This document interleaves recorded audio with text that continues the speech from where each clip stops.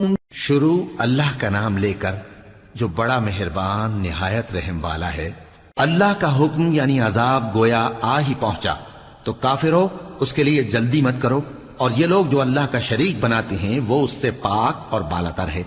وہی فرشتوں کو پیغام دے کر اپنے حکم سے اپنے بندوں میں سے جس کے پاس چاہتا ہے بھیجتا ہے کہ لوگوں کو بتا دو کہ میرے سوا کوئی معبود نہیں، تو مجھی سے ڈرو۔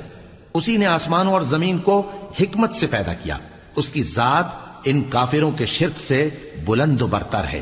اسی نے انسان کو نطفے سے بنایا مگر وہ کھلم کھلا جھگڑالو بن گیا، اور مویشیوں کو بھی اسی نے پیدا کیا، ان میں تمہارے لیے سردی سے بچاؤ اور بہت سے دوسرے فائدے ہیں، اور ان میں سے بعض کو تم کھاتے بھی ہو، اور جب شام کو انہیں جنگل سے لاتے ہو اور جب صبح کو جنگل چرانے لے جاتے ہو تو ان سے تمہاری عزت و شان کا اظہار ہوتا ہے۔ اور دور دراز شہروں میں جہاں تم سخت محنت کے بغیر پہنچ نہیں سکتے وہ تمہارے بوجھ اٹھا کر لے جاتے ہیں۔ کچھ شک نہیں کہ تمہارا پروردگار نہایت شفقت والا ہے، مہربان ہے۔